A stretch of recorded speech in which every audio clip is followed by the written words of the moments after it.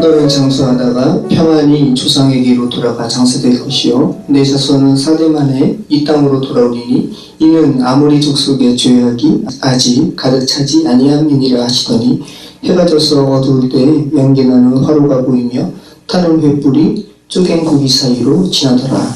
네. 타는 횃불이 쪼갠 고기 사이로 지나더라 라는 제목으로 오늘 말씀 나누도록 하겠습니다. 지난주 말씀을 잠시 정리하도록 하겠습니다.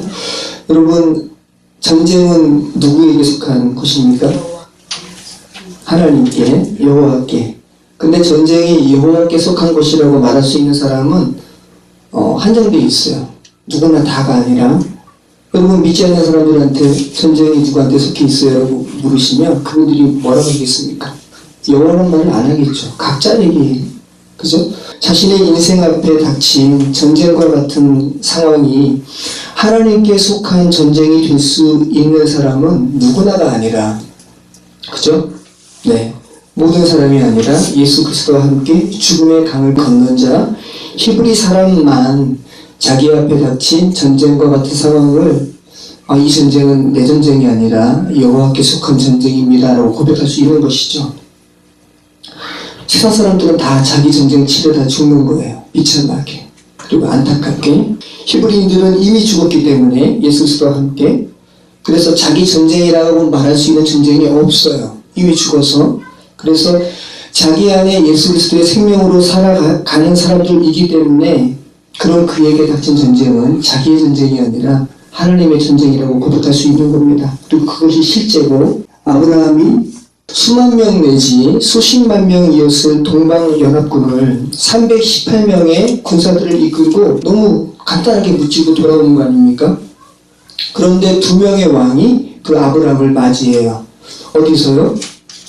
왕의 골짜기라 이름하는 사회 골짜기에서 2명의 왕이 참 상징적이죠. 한 명은 세상을 상징하는 소돔왕이 아브라함을 맞이하고, 또 하나는 예수 그리스도를 예표하는, 이퀄은 아닙니다. 예수 그리스도를 모형하는 멜기세덱이, 평강의 왕이요 의의 왕인 멜기세덱이 아브라함을 맞이합니다.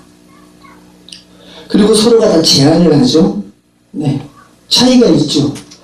세상을 상징하는 세상왕 소돔은 아브라함에게 이야기할 때 하나님에 대한 언급이 전혀 없어요. 아주 아브라함이 그걸 들었을 때 우쭐했겠죠. 그런데 평강의 왕이요 의의 왕인 멜기세덱은 아브라함에게 너가 승리한 것처럼 보이는 이 전쟁은 너의 승리가 아니라 하나님께서 승리하게 하신 것이니까 하나님께 영광 돌리라 라고 말을 합니다. 큰 차이죠. 세상 왕은 너가 승리했으니까 전리품을 가지라고 세속적인 욕망을 자극하고요, 의의 왕 또 평강의 왕 멜기세덱은 하나님께 영광 돌리라고 이야기합니다. 그리고 아브라함이 누구의 말을 선택을 하죠? 멜기세덱의 말을 선택을 해요. 그리고 전리품의 10분의 1을 멜기세덱에게 줍니다. 그래서 성경에서 10의 1, 이 마하세르 11조가 처음 나오는 본문이었어요. 여러분, 세상 왕이 제안하는 이 제안과 예수 그리스도를 예표하는 평강의 왕, 의의 왕 멜기세덱이 제안하는 양자택일의 이 선택의 장소가 어디라고요? 사회 골짜기라고요? 이 사회 골짜기가 기드론 골짜기거든요. 그래서 사무엘 하에서는 하나님께서 세우신 왕 다윗이 그 아들이죠. 압살롬이 자신의 욕망으로 왕이 되어서 아버지의 왕의 자리를 찬탈하고 다윗 왕이 쫓겨나서 기드론 시내를 건너거든요. 그것이 바로 이 사회 골짜기예요. 똑같죠. 세속적인 욕망으로 자기가 왕이 되어서 하나님이 세우신 왕을 내쫓는, 그러니까 세상 왕과 하나님의 왕이 서로 대립을 이루는 장소라고요, 사회 골짜기가. 그리고 신약으로 와서는 예수님께서 십자가에서의 죽음을 앞두시고 똑같이 기드론 시내를 건너가셔서 겟세마네에서 기도하시는 장소예요. 그러니까 이 사회 골짜기, 왕의 골짜기, 기드론 골짜기가 세상의 가치관을 선택할래? 아니면 하나님의 가치관을 너가 선택할래? 라는 중요한 결단을 하는 장소가 사회 골짜기라는 겁니다. 굉장히 상징적인 장소라는 거예요. 아브라함이 보란 듯이 하나님 나라의 가치를 선택을 해요. 그리고 전리품 중 10의 1을 멜기세덱에게 주는 겁니다. 여러분 10의 1을 드린다는 거 지난주에 제가 다 얘기를 했죠. 여러분 자신을 드리는 거예요. 전부를. 최근 몇 년 전부터 제가 10의 1을 따로 구분하는 걸 안 해요. 근데 저는 모태신앙이에요. 어렸을 때부터 무슨적인 10의 1을 구분해서 하나님께 드렸어요. 제가 지금도 기억하는 저희 어머니의 멋진 모습은 항상 돈을 깨끗하게 하셔가지고 성경에 꼬라 놓으시는 거예요. 그리고 저희 어머니는 헌금에 기명도 안 하세요. 어린 마음에도 그 모습이 너무나 좋아 보이는 겁니다. 네, 그래서 저도 11조를 굉장히 정확하게, 정직하게 했어요. 물질적인 10의 1을 들어보신 분들은 아실 거예요. 10의 1이 굉장히 큰 거예요. 네, 제가 가난했거든요. 제가 아르바이트를 했단 말이죠. 아르바이트에서 미술학원 한 군데를 뛰면 60만 원을 받아요. 그거 가지고 제가 학비하고 뭐하고 하면 참 힘듭니다. 근데 제가 거기서 받자마자 항상 10분의 1을 먼저 뗐어요. 되게 힘들었어요. 네. 너무 힘들었어요. 그걸로 인해서 카드도 인출을 해야 되고, 소득이 적은 분들에게는 적은 만큼 10의 1을 떼는 것이 너무나 어려운 거예요. 그러면 여러분 소득 많은 분들한테는 10의 1을 떼는 것이 쉬울까요? 소득 많은 분들에게는 10의 1이 너무나 커서 그들도 또 못 떼요. 그러니까 10의 1을 뗀다는 것은 여러분 이거는 다 그 전부를 드리는 거기 때문에 상징적인 의미가 있다는 거죠. 계산기 두드려가지고 그렇게 10의 1을 딱 때리는 것이 아니라 마음이라는 거예요. 굉장히 중요한 겁니다, 여러분. 저희는 10의 1을 따로 구분해서 드릴 봉투가 없어요. 하물며 저희는 절기 헌금도 안 해요. 왜 그런가? 제가 성경이 말하는 헌금관에 대해서 지금 고민하고 있기 때문에 그래요. 성경이 말하는 헌금관이 정말 뭘까? 어떤 교수님께서 이런 말씀을 하시더라고요. 11조 관련해서 교수님의 방송 강의를 제가 들었는데 어떤 기관에서 통계를 냈대요. 10의 1을 하면 복을 받는다라고 가르치는 교단, 또 한 교단은 10의 1은 율법이기 때문에 성도된 마땅한 도리라는 것을 가르치는 교단, 또 하나는 지금 제가 계속 추구하고 고민하는 것처럼 10의 1의 정신이 무엇일까라고 고민하고 그것을 제시하는 교단, 이 세 개의 교단 중에서 어느 교단에 가장 재정이 많을까요? 생각해 보세요 한번. 첫 번째, 11조 하면 복 받는다. 두 번째, 11조는 율법이다. 마땅히 드리는 거지, 하나님의 자녀로서. 세 번째, 12조는 정신이다. 뭘 것 같아? 두 번째. 네, 자, 복 받는다. 가장 재정이 많대요. 11조 하면 복 받는다. 가장 많은 거예요. 두 번째, 11조 안 하면 벌 받는다. 이 율법이니까. 두 번째 내고. 세 번째, 11조 정신을 강조하는 데는 가장 적고. 이게 현실이고요. 어쩔 수 없는 인간의 연약함입니다. 죄성이고요. 그러니까 여러분, 우리가 11조에 대한 생각을 우리가 어떻게 해야 하는가? 여러분이 한번 잘 생각을 하셔야 한다는 거죠. 똑같은 장면에 대해서 마가도 기록했고 누가도 기록하는 상징적인 장면이 있는데 예수님께서 사람들이 헌금을 어떻게 하는지 지켜보세요. 부자가 와서 헌금합니다. 그 다음에 성경이 말씀하는데 과부가 와서 헌금을 하는 거예요. 통장 딱 2개 딸랑 떨어뜨리고 가는 거예요. 두레돈 한 고드란트를 떨어뜨리고 갔습니다. 그러면서 예수님께서 제자들에게 얘들아 누가 가장 많이 헌금한 것 같니? 누가 많이 했을까요? 가장 많이 부자가 더 많이 했죠, 물질적으로는. 그런데 예수님께서 뭐라고 하시냐면 과부가 가장 많이 했다. 과부가 두레돈 한 고드란트. 이것이 얼마냐 하면 여러분 두 렛돈은 한 고드란트예요. 근데 64고드란트가 1데나리온이에요. 1데나리온은 노동자의 하루 품삯이에요. 노동자가 지금 제가 기술이 없잖아요. 어디 가서 일을 하면 여기 앞에 골목에 계신 분이 미장일을 하시는데 제가 저분 밑에 가서 한 몇 개월을 했는데 10만 원 주시면 많이 주시는 거예요. 네. 기술이 없는데 그냥 전 보조잖아요. 근데 어떤 업체에 가서 하면 이것저것 많이 떼요. 회사에 떼이고 반장한테 떼이고 평균 8만 원 받은 것 같아요. 지금 가난한 과부라든지 여성들이 일반적인 일을 해도 일단 8만 원이고 적은 금액은 아닐 겁니다. 과부가 여러분 8만 원, 일단 8만 원에서 64분의 1이면 얼마죠? 그것이 바로 한 고도란트 두 랩돈이거든요. 8만 원에 64분의 1은 얼마예요? 1250원이에요. 네. 1250원. 150원. 가난한 과부가 와가지고 1250원의 가치에 이 동전 두 랩돈을 떨어뜨린 거예요. 얼마나 마음이 그랬을까요? 근데 그 떨어뜨리고 가는데 예수님께서 이 여자가 가장 많이 하나님께 헌금했다. 그러신 겁니다.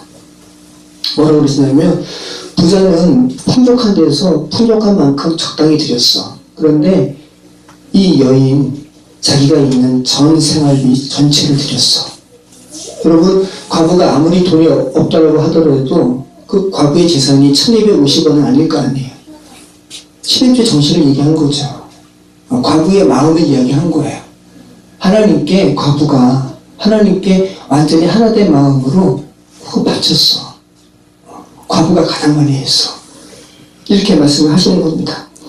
그러니까 하나님께서 아신다는 거죠.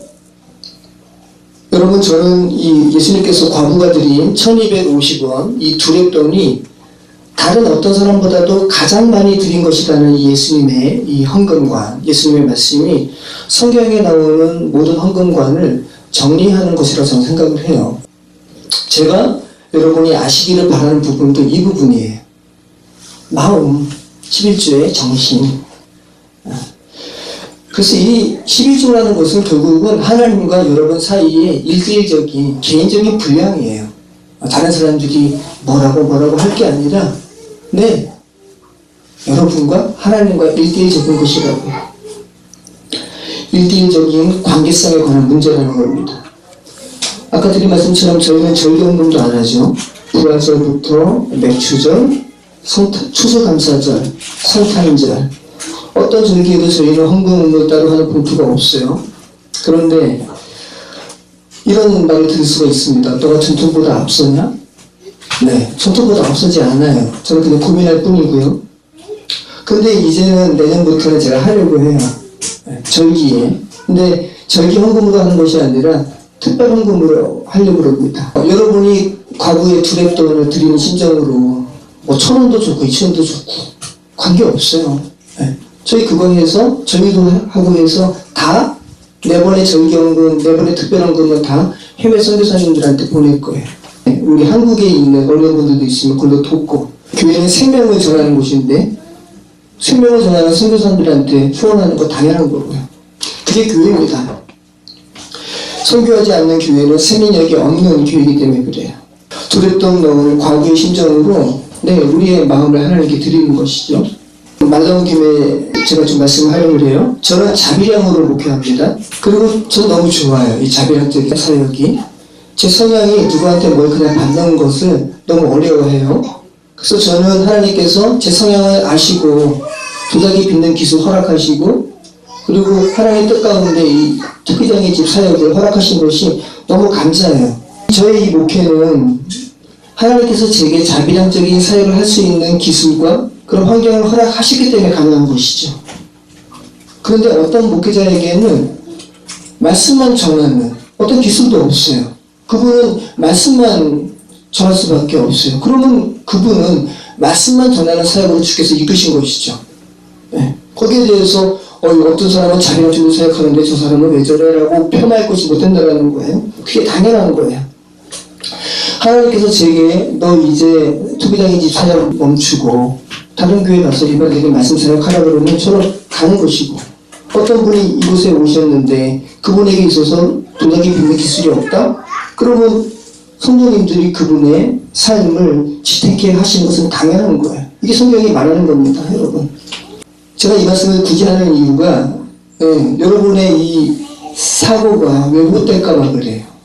잘못될까봐.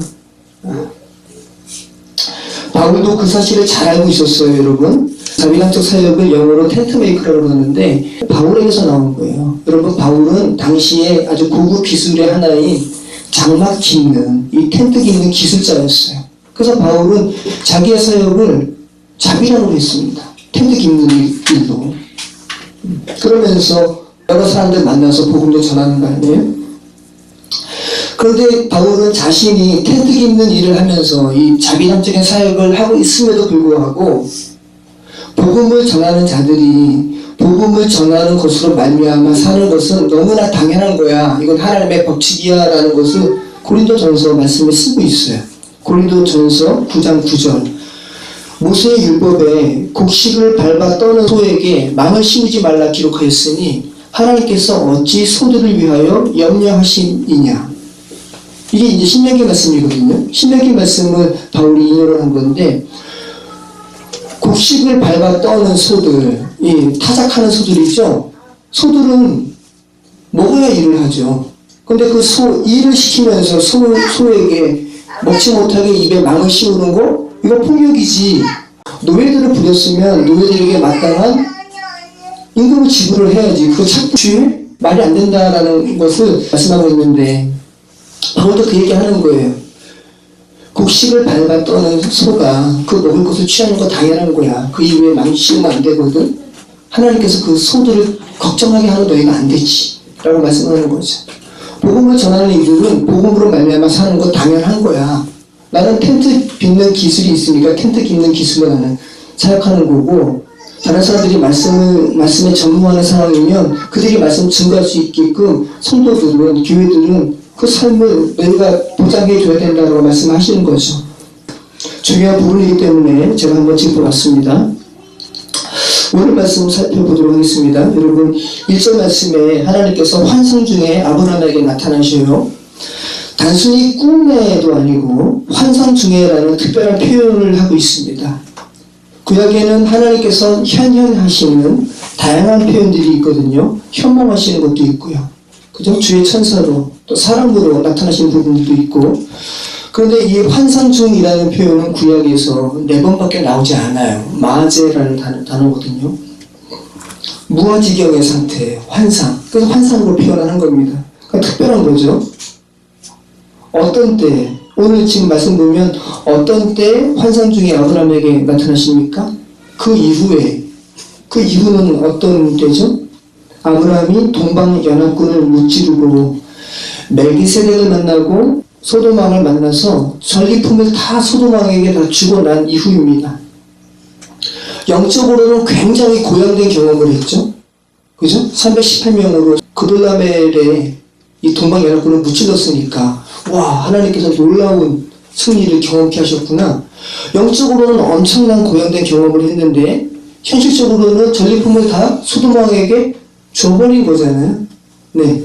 아주 굉장히 영적인 상황과 영적인 이 실제와 현실의 실제가 굉장히 큰 갭을 이루는 그 상황 가운데 있는 거예요, 아브라함이 굉장히 다운된 상태에 있었습니다. 그러면서 하나님께서 그 아브라함에게 일반적이지 않는 상황, 네, 환상 중에라는 표현을 하시면서 아브라함에게 찾아오세요. 그러면서 3가지를 말씀하세요. 첫 번째는 뭡니까? 두려워 말라라는 거죠. 그 말은 뭐죠? 아브라함이 두려워하고 있었다는 거죠. 어떤 두려움일까요? 그 뒤에 보면 나는 너의 방패요, 너의 상급이라라고 말씀하시죠. 두려워 말라라고 말씀하시면서 나 여호와가 너의 방패가 될 거야 라고 말씀하고 계시다라는 것은 아브라함이 지금 누군가의 공격을 받을 것에 대한 두려움이 있다라는 거죠. 근데 그 시점이 그 이후에라고요. 혹시나 하나님의 은혜 가운데서 내가 그돌라오멜과의 전쟁에서 승리했지만 저들이 다시 날 공격하면 어떡하지? 라는 두려움이 있었다는 거죠. 여러분, 우리에게 모두 이런 두려움이 있죠.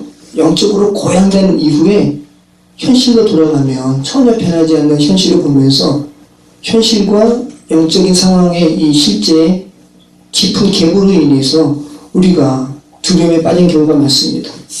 그리고 또 하나님께서 또 하나의 언급을 하세요. 나는 너의 큰 상급이야. 무슨 말씀일까요? 아브라함이 동방연합군과의 전투로 인해서 영적으로 큰 승리를 쟁취했지만 물질적으로는 소돔왕에게 다 죽어버린 상태거든요. 그러면서 어쩌면 아브라함 마음 가운데 그럼 내 상급은 뭐야? 라는 마음이 있을 수 있겠죠. 근데 하나님께서 말씀하시는 거예요. 내가 너의 상급이야 라고 말씀하시는 겁니다.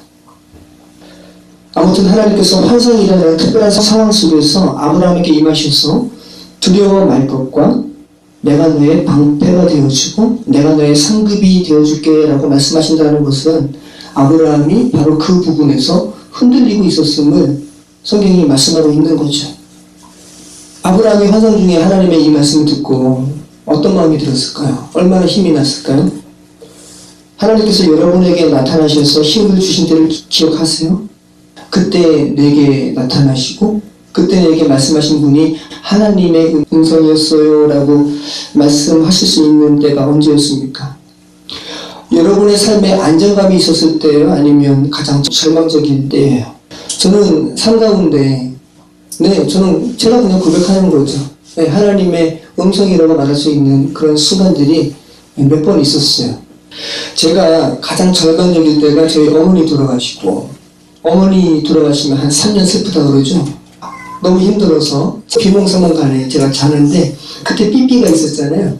삐삐가 진동용구예요. 밤에 제가 비몽사몽간에 그 삐삐의 그 번호를 제가 이렇게 눌렀어요. 근데 참 신기한데 경음악이 들리는 거예요.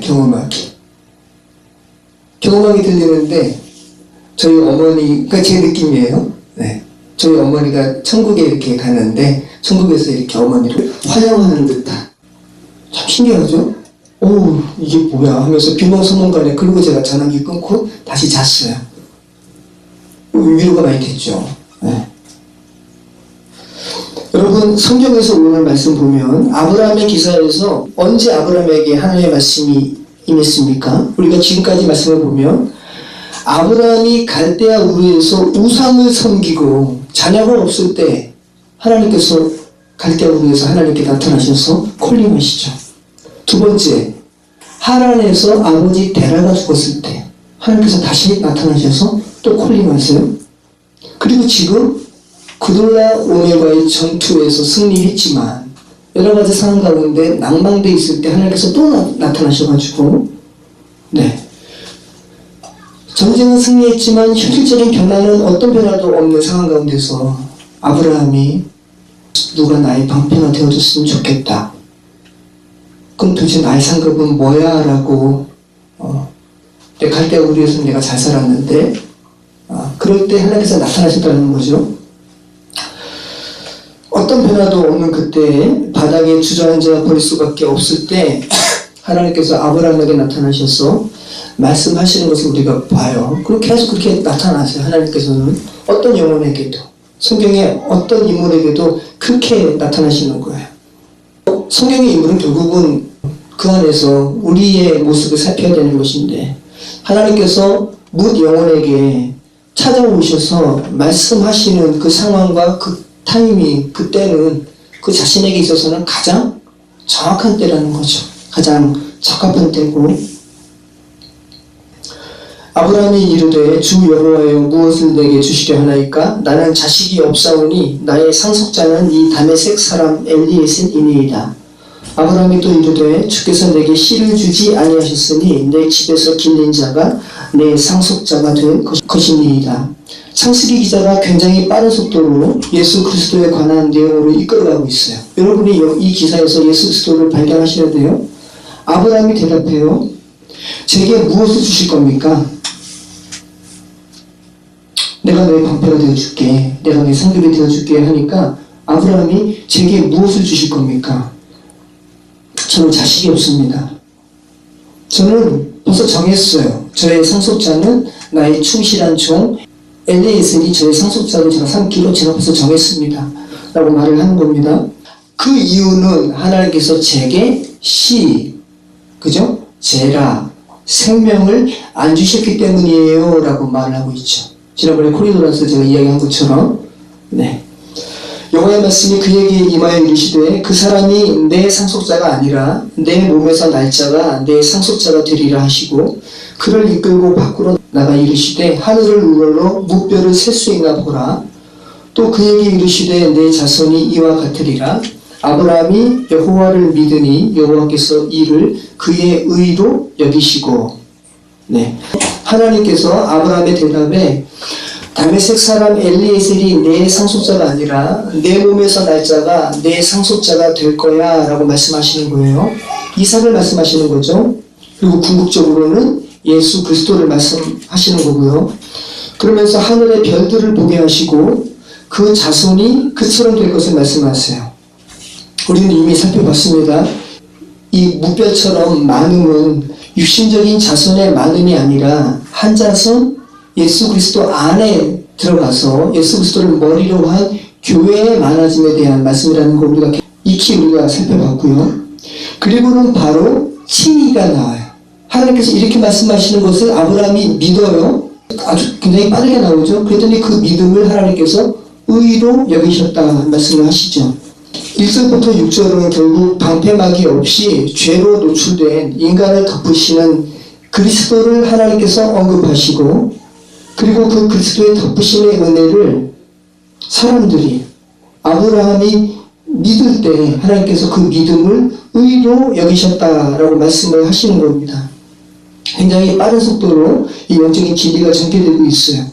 그러니까 세상의 공격에서 내가 어떻게 이기지? 하나님을 믿는 신앙으로 인한 나의 상급은 도대체 뭐야? 라고 이렇게 다운된 이 뭇인간의 고뇌를 하나님께서 예수 그리스도의 넉넉히 덮고도 남는 은혜, 그리고 풍성하신 그분의 상급 되심에 대한 본질적인 말씀을 하고 계신다는 거예요. 우리에게 아브라함의 상황을 통해서 말씀하시는 거죠. 진정한 너의 상황에 대한 답이 뭔지 한번 생각해 보라라는 거죠. 너의 상황에 대한 답은 예수 그리스도시지. 예수 그리스도께서 너의 방패막이시고 너의 상급이야 라고 말씀하시는 겁니다. 창세기 15장 1절부터 6절의 말씀을 한 문장으로 줄인다면 죄된 인간의 두려움을 덮는 그리스도의 은혜라고 할 수 있어요. 그리고 다시 그것을 한 단어로 줄이면 그것이 바로 의라는 거예요. 그것을 믿을 때 의라고 여기신다는 겁니다. 아브라함아 두려워하지 말라라고 말씀하시는 이 야레, 두려워하다라는 말, 이 야레가 지금 두 번째 나오는 것이거든요. 구약 성경에서 첫 번째 가장 처음 나온 부분이 어디냐면 창세기 3장에 아담과 여자가 벗은 것이 부끄럽기에 두려워하여 숨었나이다 라고 하나님 앞에 말씀을 드린 이후로 두 번째로 이 야레가 나오고 있어요. 그러니까 지금 창세기 15장이 창세기 3장의 말씀을 다시 되풀이하고 있다는 겁니다. 창세기 3장의 두려움의 단어는 인간의 타락, 죽음 이후에 처음 나온 단어예요. 그전에는 두려움이 없었어요. 두려움의 단어가 없었어요. 근데 인간이 죄로 인해서 죽은 이후에 가장 먼저 느끼는 감정이 두려움이라는 것을 성경이 말씀하고 있다는 거죠. 근데 지금 아브라함이, 하나님께 콜링받은 아브라함이 또 두려워하고 있다는 거 아닙니까? 하나님께서는 두려워하지 말 것을 말씀하시고, 그럼 창세기 3장의 이 두려움의 이 야레가 어떻게 극복되죠? 하나님께서 그 벗은 것이 부끄러워 내가 두려워해 숨었나이다 라는 이 아담의 말에 하나님께서 그것을 어떻게 극복하세요? 가죽옷으로 옷을 지으셔서 입히시죠. 가죽옷이라는 것은 동물의 죽음을 담보로 한 옷이죠. 그러니까 누군가의 죽음으로 말미암아 너의 죄의 수치가 가리워질 거야 라는 것을 이 가죽옷이 말씀하고 있는 거죠. 쿠토네트라고 했습니다. 가죽옷, 쿠토네트, 그리고 구약에 제사장이 입는 반포 속옷이 쿠토네트고요. 그리고 이것이 헬라어로는 킨토라고 번역이 되어서 예수님께서 십자가에서 돌아가셨을 때 예수님의 이 속옷, 킨토, 쿠토네트를 로마 병정들이 제비 뽑아서 나누죠. 시편에 있는 말씀이 그대로 성취가 되었습니다. 쿠토네트, 킨토, 예수 그리스도의 속죄, 그분의 피가 우리의 죄를 덮는 것을 믿을 때 하나님께서 그 믿음을 뭐로 보신다고요? 의로 보신다고요. 의. 한자 자체가 이거 설명하고 있죠. 스스로 아자 위에 양양자잖아요. 그죠? 어린 양의 피가 우리를 덮는 거예요. 이것이 의예요. 의로운 의. 또 특별한 단어가 있는데 아브라함의 믿음을 하나님께서 의로 여기신다. 그죠? 여기신다라는 말이 있죠? 여러분, 여긴다라는 말은 뭡니까? 그렇지 않은데 그런 것처럼 도와주신다. 그죠? 여긴다라는 말은 자격이 없는데 자격이 있는 것처럼 도와주신다는 의미가 있어요. 여긴다라는 말이에요. 그래서 바울이 로마서 4장 1절로 5절에서 이 아브라함의 오늘 이 본문의 말씀을 들고 이 칭의에 대해서 말씀하고 있습니다. 그런즉 육신으로 우리 조상인 아브라함이 무엇을 얻었다 하리요? 만일 아브라함이 행위로서 의롭다 하심을 받았으면 자랑할 것이 있으려니와 하나님 앞에서는 없느니라. 하나님 앞에 아브라함이 자랑할 것이 하나도 없었다는 거 우리랑 똑같죠. 그런데 성경이 무엇을 말하느냐? 아브라함이 하나님을 믿음에 그것이 그에게 의로 여겨진 바 되었느니라. 일하는 자에게는 그 삭시 은혜로 여겨지지 않고 보수로 여겨지거니와. 내가 일을 했는데 정당한 대가를 받는 것은 은혜가 아니죠. 월급 받는 건 당연한 거죠. 그건 보수예요. 그런데 일을 아니할지라도 경건하지 아니할지라도 죄로 인해서 더러울지라도 의롭다 하는 일을 믿는 자에게는 그의 믿음을 하나님께서 의로 여기신다는 거예요. 일한 것이 없이 하나님께 의로 여기심을 받는 사람의 복에 대하여 다윗이 말했어 라고 바울이 이야기합니다. 그러면서 이렇게 말씀하죠. 불법이 사함을 받고, 이것은 다윗이 이야기한 거예요. 죄가 가려짐을 받는 사람들이 복이 있다.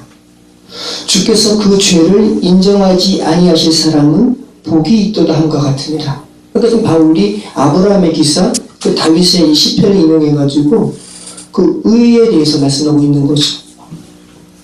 주께서 저와 여러분의 죄를 너 죄 없다고 내가 인정해 줄게 라고 그 말씀 듣는 자 복이 있다 라는 겁니다. 얼마나 놀라운 말씀입니까? 그러면서 로마서 4장 23절로 25절에 그에게 의로 여겨졌다 기록된 것은 아브라함만 위한 것이 아니요 의로 여기심을 받을 우리도 위함이니. 로마교회 사람들과 여기 모인 분들은 특이당의 교회 예배 드리시는 여러분을 위한 말씀이라는 거죠. 곧 예수 우리 주를 죽은 자 가운데서 살리신 이를 믿는 자니라. 예수의 그 죽음은 너희 죄의 죽음이었거든. 너희가 그와 함께 죽었거든. 근데 그를 하나님께서 살리셨어. 예수님만 살리신 것이 아니라 너희도 그 죽음에서 이미 살리셨어 라고 믿는 그 믿음을 가진 자들에게 하나님께서 의로 여기신다는 거죠.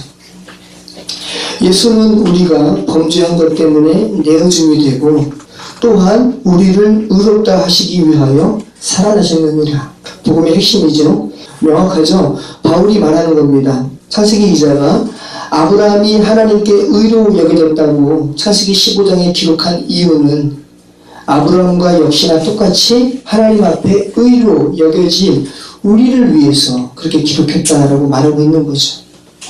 죄 자체를 덮고 우리로 하여금 죄가 아니라 의라고 여겨지게 하시는 하나님의 의가 바로 누구세요? 예수 그리스도신 거예요.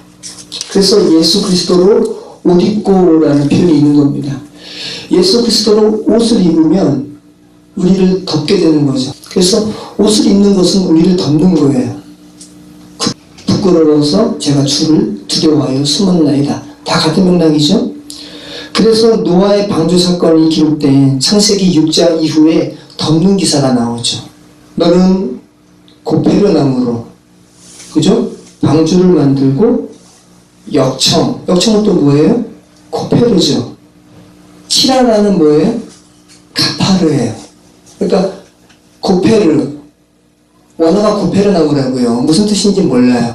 근데 성경 기자가 일부러 고페르, 카파르 하면서 덮음의 은혜에 대해서 일부러 강조하려고 이 창세기 기자가 고페르를 썼거든요. 근데 개혁 성경을 번역한 사람들은 그것을 잣나무로 번역을 했어요. 그러니까 개혁 개정에서는 그건 아니지라고 하면서 고페르 나무라고 다시 재번역을 하고 있죠. 하나님의 이 우리를 살리시는 복음의 은혜는 덮음의 은혜라는 거예요. 너는 너를 위하여 덮고 덮으라라는 말씀인 거죠. 그런데 이 역청을 의미하는 아스팔트, 역청을 의미하는 이 코페르에 또 다른 의미도 있는데 속전이라는 의미가 있어요. 예수 그리스도께서 우리의 속전이 되셨죠. 그러니까 성경은 온통 우리를 살리시는 구원의 복음의 메시지로 가득 차 있어요. 그 얘기밖에 없어요. 속전도 코페르예요, 여러분. 속전이 뭡니까? 생명의 값이에요. 예수님께서 우리의 생명의 값을 치르시고 우리를 죽음에서 살리셨습니다. 그러니까 성경이 인간의 죄를 덮으셔서 자유케 하시는 하나님의 은혜를 굉장히 다양하게 말씀하고 계시는 거죠. 예수님께서 우리의 코페르 역청이 되시고 또 우리의 코페르 속전이 되시는 거예요. 생명의 값이 되시는 겁니다. 지난번에도 말씀드렸는데 종이배를 만들었어요. 우리 재훈이가 종이배 만들었어요. 너무 멋지게 만들었습니다. 누구 겁니까?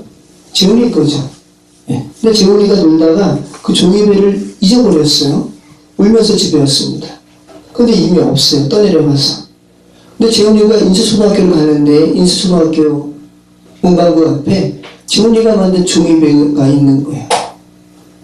전시가 돼 있는 거예요. 그래서 재훈이가 아저씨 이거 제가 만든 거예요. 주세요 그랬더니 아니야. 이거 나 돈 주고 산 거야. 그런 거야. 누가 재훈이가 만든 배를 물에 떠내려간 배를 보고 너무 멋있어가지고 주신 거예요. 그리고 그것을 문방구 주인한테 돈 받고 판 거죠. 그럼 재훈이 다시 어떻게 그거 돈을 받을 수 있어요? 돈을 줘야 돼요. 이 속전인 거예요. 생명의 값입니다. 하나님께서 우리를 만드셨어요. 근데 우리가 아담이 자의로 사단에게 우리의 그 왕됨을 넘겨줬어요. 하나님께서는 그냥 물리적으로 그냥 사단 내면서 내놔라고 하시면 되잖아요. 그게 아니에요. 하나님께서 정당한 방법으로 예수 그리스도를 속전되게 하셔서 생명의 값을 치르셔서 사단이 아무 말도 못하게 우리에 대한 소유권을 돌려줄 수밖에 없도록 하나님은 정당한 방법으로 그것이 하나님의 지혜인 거죠. 십자가의 지혜, 속전이에요. 또 그에게 이르시되 나는 이 땅을 내게 주어 소유를 삼게 하려고 너를 갈대아인의 우르에서 이끌어낸 여호와니라. 그가 이르되 주 여호와여 내가 이 땅을 소유로 받을 것을 무엇으로 알리까? 이에 대해서 하나님께서 말씀하세요. 9절부터 11절 여호와께서 그에게 이르시되 나를 위하여 3년 된 암소와 3년 된 암염소와 3년 된 숫양과 산 비둘기와 집 비둘기 새끼를 가져올지니라. 아브라함이 그 모든 것을 가져다가 그 중간을 쪼개고 그 쪼갠 것을 마주 대하여 놓고 그 새는 쪼개지 아니하였으며 솔개가 그 사체 위에 내릴 때에는 아브라함이 쫓았더라. 증거를 요구하는 아브라함에게 하나님께서 제물을 준비케 하세요. 하나님을 위하여 3년 된 암소, 3년 된 암염소, 3년 된 숫양, 산비둘기, 집비둘기를 요구하십니다. 왜 3년일까요, 여러분? 우리말로는 3년이라고 번역되고 있는 이 사라시라는 단어가 구약에서 6번밖에 안 나와요. 많지 않으니까 제가 한번 말씀드려볼게요. 신명기 19장 3절에 내 하나님 여호와께서 내게 기업으로 주시는 땅 전체를 세 구역으로 나누어 3이에요. 사라시 길을 닫고 모든 살인자를 그 성읍으로 도피하게 하라. 도피성이죠. 예수 그리스도를 예표해요. 여기에 3, 이 세라시가 나오고요. 사무엘상 10장 19절에 너는 사흘 동안 있다가 빨리 내려가서 그 일이 있던 날에 숨었던 곳에 이르러 에셀 바위 곁에 있으라. 이것은 요나단이 아버지 사울왕에게 미움을 받은 다윗을 구출하려고 넌 3일 동안 숨어 있어야 돼. 그 위에 내가 심어보내면 도망가라고 말하는 부분에서 이 세라시 3이 나오고 있어요. 그리고 열왕기상 18장 34절에 또 이르되 다시 그리하라 하여 이 엘리야가 이세벨과 이 바알 제사장들에게 이야기하는 거죠. 다시 그리하라 하여 다시 그리하니 또 이르되 세 번째로 그리하라 하여 세 번째로 그리하니 여기에 이 사라시가 나옵니다. 무슨 말이냐면 바알 제사장과 엘리야가 대결하는 거죠. 우상과 하나님과의 대결이 말이 안 되죠. 그러니까 엘리야가 이야기하는 겁니다. 야, 내 제단에는 여호와를 위한 이 제단에는 물을 뿌려. 그냥 뿌리는 것이 아니라 도랑을 파고 물을 계속 부어가지고 도랑에 차고 넘치도록 뿌려. 근데 이 말을 세 번 하는 거예요. 뿌렸어요 했더니 한 번 더 해. 뿌렸어요. 한 번 더 해. 세 번 하는 거예요. 세 번. 엄청나죠. 그런데 그곳에서 하나님의 불이 완전히 다 사르는 거 아닙니까?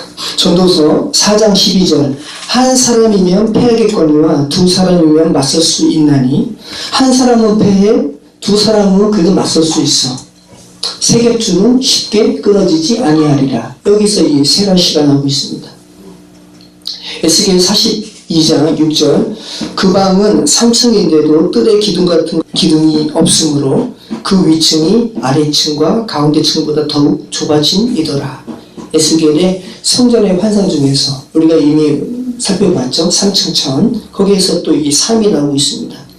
결국은 복음과 관련해서 이 3이 나오고 있고요. 그리고 완전한 것과 관련해서 3이 나오고 있죠. 아브라함이 하나님께서 요구하신 그 재물을 다 준비했어요. 그리고 그 가운데를 쪼갰어요. 그리고 비둘기는 쪼개지 않았어요.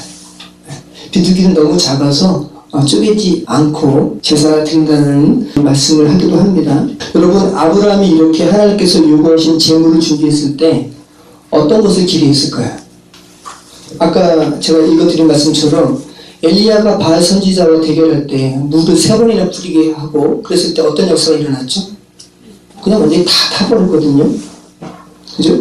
그리고 가인과 아벨의 제사에서 아벨의 제사가 연락받는 것을 아벨이 봤어요. 가인도 보고. 그럼 당연히 아브라함이 이렇게 주께서 준비하게 하신 재물을 준비했을 때 어떤 것을 기대할 수 있겠습니까? 여러분이 아브라함이라면 당연히 네, 내가 준비하고 있는 이 재물이 연락되는 광경을 보고 싶은 거 아닙니까? 그죠? 그런데 아무 일이 없는 거예요. 아무 일이 없어요. 아무 일이 없고 11절 말씀 보면 솔개가 그 사체 위에 내릴 때 아브라함이 쫓았더라. 그 재물이 하나님께서 연락하시는 어떠한 현상도 일어나지 않고 그 사체의 냄새를 맡고 솔개가 쪼아먹으려고 사체로 내려올 때 그냥 아브라함이 이렇게 쫓아내는 그런 상황이 여기 기록되어 있죠. 하나님께서 가만히 계시는 거예요. 하나님께서 인간의 죽음이 뭔지 그리고 그 인간을 죽음에서 살리시는 하나님의 은혜가 어떤 것인지 알려주고 계시는 거예요. 이 아브라함의 이 상황에서는 여러분 우리 인간은 종교성이라는 것이 있잖아요. 그래서 우상이 아닌 이 하나님의 진리가 담긴 이 기독교마저도 우리는 눈에 보이는 어떤 것을 꼭 뭘 만들려고 그래요. 십자가 없는 교회 있죠, 그죠? 근데 십자가 굳이 만든단 말이죠. 저도 이 십자가 없으면 어색해요. 네. 그러니까 우리는 눈에 보이는 뭔가 꼭 있어야 된단 말이에요. 이게 인간의 종교성인데 하나님의 마음을 알라고 주신 율법을 사람들은 1, 2, 3, 4, 5, 6 해서 조항화 해가지고 그 지키려고 달려들죠. 봉투에 번호를 매겨서 새벽에 1,000번째 헌금을 내는 것이 사람들의 모습이란 말이죠. 근데 이것이 과연 하나님께 드리는 그 마음이 아니라 이 안에 그런 종교성이라는 것이 있다는 말이에요. 뭔가 붙드는 나 10번 채웠다? 나 1000번 채웠다? 그리고 사람들은 하나님의 거룩함을 상징적으로 드러낸 성전을 또 붙들려고 그러죠. 근데 예수님께서는 이 성전 사흘 만에 허물어질 거야 라는 그 말이 또 꼬투리 잡혀서 예수님 그 말에 의해서 죽죠. 스데반도 뭐라 그러죠? 스데반이 이 복음을 안 다음에 죽기 전에 스데반이 1장 연설을 하거든요. 설교를 해요. 구약부터 쫙 거슬러 올라서 결국은 뭘 얘기하냐면 성전을 얘기해요. 너희 유대인들아, 너희들이 그렇게 막 울고불고하고 놓지 못하고 막 안절부절하는 이 성전, 이게 결국 무너지는 건데 하나님께서 말씀하시는 성전은 이 성전이 아니라 하나님의 영이 너희 안에 있는 너희가 성전인데, 움직이는 포토볼 성전이 성전인데, 이 말하고 죽는 거예요. 돌 맞아가지고. 여러분 안에 그런 마음이 없으세요? 이 종교성. 주께서는 계속 허물기를 바라시는 종교성이 여러분 안에 없어요? 있어요, 여러분. 이거 분별하는 것이 굉장히 중요한 거고요. 그리고 쉽진 않아요. 어렵고.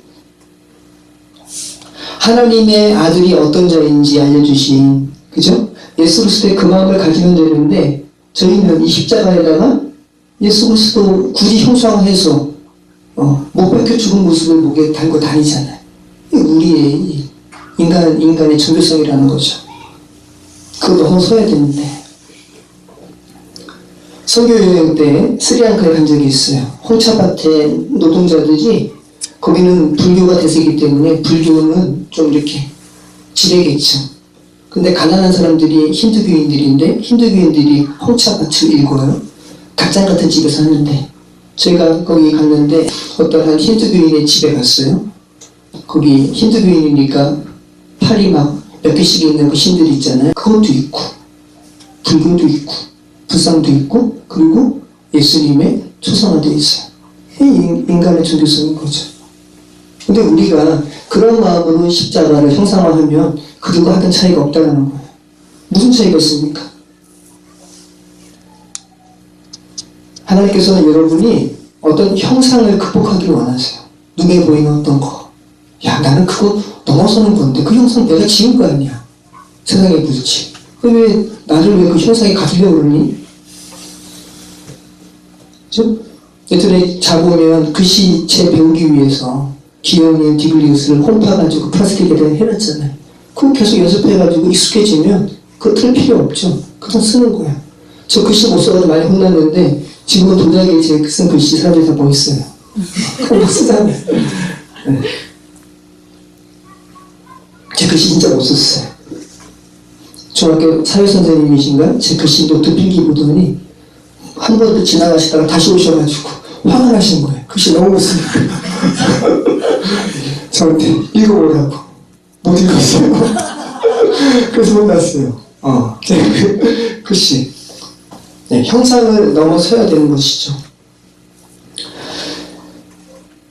하나님께서 아브라함이 준비한 재물 위에 아브라함이 기대하는 어떤 일이 벌어지지 않아도 아브라함은 분명히 하나님께서 살아계시고 무엇을 하신다는 것을 아브라함이 아는 단계까지 가야 되는 거죠. 우리에게 말씀하시는 겁니다.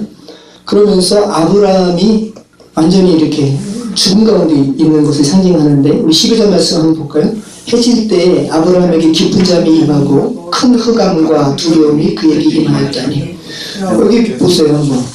단어 보면 흑암, 두려움, 그저 깊은 잠, 하나같이 아브라함의 죽음을 상징하는 거예요. 철저하게 아브라함이, 이게 하나님의 의를 저를 어떻게 살리실 건데요? 그 증거 내어주세요 라고 하는 아브라함의 요구에 하나님께서 응답하시는 건데, 그 응답을 하실 때 아브라함 그 자신의 자아로 살아있는 상태가 아니라 완전히 죽음의 상태 가운데 하나님께서 말씀하시고 계시죠. 아브라함이 제단을 준비하고 여호와께서 말씀하신 제물을 정성껏 준비했지만 하나님께서 받지 아니하시고 솔개만 열심히 쫓다가 밤이 되었어요. 아브라함이 졸려서 자는 게 아니라 하나님께서 깊은 잠을 허락하셨어요. 아담을 깊게 잠들게 하시고, 네, 그 갈빗대로 여자 만드신 것처럼 똑같습니다. 아브라함이 스스로 잠을 잔 것이 아니라는 거예요. 이 나팔이라는 단어인데 넘어뜨리다, 죽다라는 말이 있어요. 아브라함의 죽음을 상징하고 있는 겁니다. 아브라함의 현 상태, 철저한 죽음, 흑암을 말씀하고 있어요. 아브라함이 이렇게 철저히 죽었을 때, 그가 무엇을 스스로 할 수 없을 때 하나님의 말씀이 비로소 아브라함에게 임하고 있는 겁니다. 17절 말씀을 보면 어떻습니까? 건너뛰어서 17절 말씀을 보면 해가 져서 어두울 때에, 네, 지금 아브라함에게 죽어있는 시간과 동시간인 거죠. 그렇게 아브라함이 철저히 죽어있을 때 연기 나는 화로가 보이고 횃불이 어떻게 해요? 쪼갠 고기 사이로 지나죠. 재물과 관련된 어떤 변화가 감지되었는데 횃불이 보여요. 어둠 가운데 빛이 보이는 거예요. 그죠?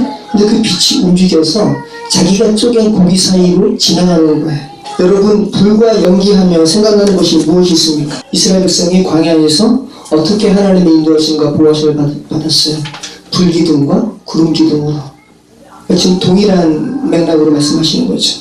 하나님께서 거하셔서 이스라엘 백성을 만나주신 예수 그리스도의 모형인 성막 안에 성소에 무엇이 있습니까? 떡상이 있고요, 촛대가 있고요, 등대가 있고, 그리고 분향단이 있죠. 그리고 성막은 등대에 불이 켜지지 않으면 어두운 거예요. 불이 켜져 있어야지 밝은 겁니다. 그리고 분향단에는 연기가 피어오르죠. 똑같죠? 그런데 또 흥미로운 것은 지성소 안에 들어갔어요. 거기서는 등대가 없잖아요. 근데 지성소 안에는 그 법궤 자체가, 그 그룹, 시임자 자체가 금으로 덮여 있어서 광채가 나는 거예요. 그러니까 인위적인 불이 없어도 하나님께서 계신 지성소 그 자체는 빛을 발하는 곳이라는 것을 말씀하고 있죠. 17절, 해가 져서 어두울 때 연기나는 화로가 보이며 타는 횃불이 쪼갠 고기 사이로 지나더라. 하나님께서 일방적으로 건너가시는 겁니다. 언제 건너가십니까? 아브라함이 죽었을 때. 지금 이렇게 쪼갠 고기 사이로 하나님께서 건너가시는 행위가 무엇을 말씀하고 있는 걸까요? 아브라함이 이 땅을 주실 것을 무엇으로 알겠습니까? 라는 질문에 비롯된 상황이라는 것을 여러분 기억하신다면, 지금 하나님께서 아브라함이 너무나 잘 알고 있는 아브라함의 당시의 인간의 문화의 형태로 하나님께서 나 이 약속 반드시 내가 이룰 거야 라는 것을 아브라함이 너무나 잘 이해할 수 있는 것으로 설명하고 계시는 거죠. 이미 많이 말씀을 들었죠. 당시 고대 계약은 재물을 잡아서 반을 쪼개는 거예요. 그리고 계약하는 쌍방이 그 쪼갠 고기 사이로 다 지나가는 거예요. 한 사람만 지나가는 것이 아니라 황소를 반으로 잘랐어요. 쪼갰어요. 피가 얼마나 많이 났을까요? 그죠? 근데 거기에 서로 계약하는 당사자가 2명이 다 지나가는 거예요. 그 의미는 뭐라고 그랬습니까? 내가 이 계약 불이행하면 내가 이 쪼개져서 죽은 재물처럼 내가 되는 거 감수하겠다. 이것이 바로 인간의 계약이거든요. 당시 고대 근동의 계약이에요. 그러니까 아브라함이 하나님께서 재물 준비해, 그리고 그 재물 쪼개라고 했을 때 아브라함은 대번에 하나님께서 내게 계약하시는구나 단번에 알았을 거예요. 그죠? 근데 아무 일도 벌어지지 않고 철저하게 아브라함을 죽이시고 아브라함이 그 쪼갠 고기 사이로 지나갈 수 없게 만들어 놓으시고 하나님께서 스스로 건너가시는 겁니다. 무슨 말씀이시죠? 너희를 죄에서 구원하고 너희를 죄에서 살리는 것은 너희가 할 수 있는 것이 아니라 내가 하는 것이다 라는 것을 말씀하고 있는 것이죠. 그래서 언약인 거예요. 계약이 아니라 언약입니다. 사람의 계약은 파기돼요. 제가 아시는 목사님은 교회 건물로 400만 원 계약했다가 400만 원 날렸어요. 그러니까 인간의 계약은 파기된다고요. 근데 하나님께서 어떻게 인간의 구원에 대한 언약의 확정을 그 계약의 형태로 하시겠습니까? 일방적인 언약으로 하시는 거죠. 여호와께서 아브라함에게 이르시되 너는 반드시 알라. 내 자손이 이방에서 계기되어 그들을 섬기겠고 그들은 400년 동안 내 자손을 괴롭히리니 그들이 섬기는 나라를 내가 징벌할지며 그 후에 내 자손이 큰 재물을 이끌고 나오리라. 너는 장수하다가 평안히 조상에게로 돌아가 장사될 것이요. 비몽사몽간에 있는 아브라함에게 하나님께서 말씀하십니다.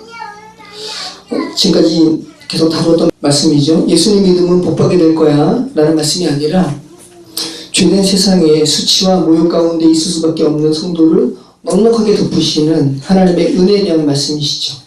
큰 재물 이끌고 나올 거야 라는 말이 복받는다는 말이 아니라는 겁니다. 그리고 400년이라는 말이 있죠. 400년 후에. 그래서 이 연대기적으로는 430년이에요. 정확하게는. 그런데 창세기 기자가 일부러 400이라고 쓰고 있고요. 그것은 4와 100으로도 읽을 수 있습니다. 성경 원어로는. 그리고 4는 직사각형이 아니라 정사각형이에요. 스퀘어예요. 완전이라는 의미가 있어요.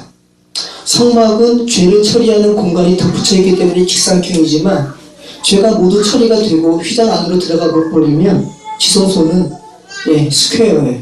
정사각형. 그러니까 완전한 시기인 거예요. 완전한 시기. 그리고 새 예루살렘 성에 대해서 계시록 21장 16절에 이렇게 이야기를 하죠. 그 성은 네모가 반듯하여 스퀘어에 길이와 너비가 같은지라 그 갈대자로 그 성을 측량하니 12,000 스타디온이요 길이와 넓이와 높이가 같더라. 정방형 스퀘어. 하나님의 완전한 때에 각 백성들이 출애굽된다라는 거죠. 백은 무슨 의미입니까? 많음이 있고요. 또 크다라는 의미가 있고, 그래서 4와 100, 400이라는 의미는 완전한 기간이라는 거죠. 하나님께서 저와 여러분에게 각각의 완전한 기간을 허락하시죠. 400년이라는 게 아니라 어떤 사람은 30년 살고 죽기도 하고 70년 살고 죽기도 하고, 그런데 하나님의 백성은 철저하게 그 인생이라는 400년이라는 기간 가운데 자기 죄가 다 폭로가 되고 출애굽 되어야 되는 것이죠. 그래서 죽었다. 내가 죄로 인해서 죽었구나. 육신적인 생명으로 내가 살아있는 것이 아니구나. 나 죽은 존재네. 라는 것을 알 때 성경은 뭐라 그러냐면 살았다라고 이야기하는 거죠. 그래서 레위기 말씀에 문둥병 발한 사람이 제사장에게 오죠. 문둥병이 발한 것을 알아요? 죄가 퍼진 것을 알아요? 제사장이 뭐라 그럽니까? 살았다 그러는 거예요. 너가 죄가 퍼진 거 알아? 너가 죽은 존재인 거 알아? 너 살았어 라고 하는 거예요. 그리고 사는 존재로 만들어 가시는 거죠. 얼마나 놀라운 진리입니까? 그죠? 문둥병이 몸에 모두 퍼졌을 때 제사장이 환자에게 더럽다라고 외치는 것이 아니라 살았다라고 외치는 거예요. 정하다, 깨끗하다라고 외치는 겁니다. 이러한 성경의 이 진리의 말씀을 너희의 정한 때, 너희의 인생의 400년이라는 시간 가운데 너희가 알라라고 말씀하시는 거죠. 그리고 그 정해진 시간이 되면 내가 구축할 거야 라고 말씀하시는 겁니다. 그리고 아브라함에게 말씀하세요. 너는 장수하다가 평안히 조상에게 돌아갈 거야. 장수는 두 글자로 기록되어 있습니다. 토부, 좋다라는 거고요. 쉐바예요. 백발이에요. 백발. 단순히 백발의 머리로 늙어가는 노인의 의미가 아니라 토부, 예수 그리스도의 의로 덮인 그 상태를 이야기하고 있는 거죠. 그러면서 16절 이하로 가나안 족속의 7 족속이 나오고 있습니다. 16절에 보면 내 자손은 4대 만에 이 땅으로 돌아오리니 라고 나오죠. 그래서 이 4대 똑같이 위에 400년과 같은 의미인 거죠. 하나님께서 정하신 완전한 시간에 하나님이 정하신 그 시간을 이야기하고 있는 거예요. 각각의 인생의 정한 시간에 표면적으로는 가나안 땅의 아모리 족속으로 대표되는 7 족속의 죄가 충만할 때, 각각의 인생에서 그 죄가 완전히 드러날 때, 와 내가 이렇게 죄덩어리구나 라는 것을 알 때, 비로소 내가 죽었구나 라는 것을 알 때, 하나님의 은혜가 아니면 살 수 없구나 라는 것을 알 때 하나님께서 다시 가나안 땅으로 예표되는 천국으로 돌아오게 하신다는 겁니다. 저와 여러분 중에 지금 그렇게 400년 혹은 4대라는 수가 차서 하나님의 인도하심으로 출애굽하신 분이 계시고요. 그죠? 여전히 애굽에 계신 분이 계시고요. 하나님께서 아시죠? 그리고 어떤 분들은 아직 때가 차지 않은 분도 계시고요. 여러분의 가족 중에는 아직 애굽 그대로에 계신 분들이 당연히 계시고요. 모쪼록 죄된 세상에서 횃불 사이로 지나가시면 하나님의 구원의 빛을 보시는 저와 여러분이 되시기를, 또 그 빛을 증거하시는 우리가 되기를 축원합니다. 기도하겠습니다. 참 좋으신 하나님 감사합니다. 오늘 죽은 고기 사이로 횃불이 지나가더라라는 이 의미를 살펴보았습니다. 우리가 죽음의 인생 가운데, 암흑 가운데 우리가 살아가고 또 살아왔습니다. 성령 하나님 은총 베풀어 주셔서 그 죽은 사체 사이로 횃불이 들어가는 그 빛을 우리가 보게 하시고 그 빛에 대해서 나눌 수 있는 은혜 내려주시옵소서. 예수 그리스도 이름으로 기도합니다. 아멘.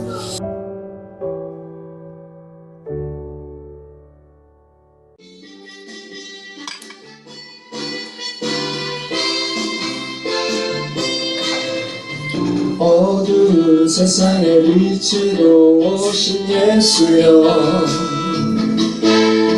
어두운 세상을 밝히러 오신 예수여, 나의 어두운 마음속에 들어오셔서 나의 어두운 맘 밝혀주소서. 빛으로 오신 예수여, 빛으로 오신 예수여, 빛으로 오신 예수여, 나의 어두운 맘 밝혀주소서.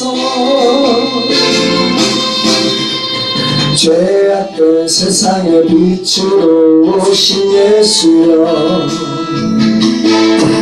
죄악된 세상을 밝히러 오신 예수여,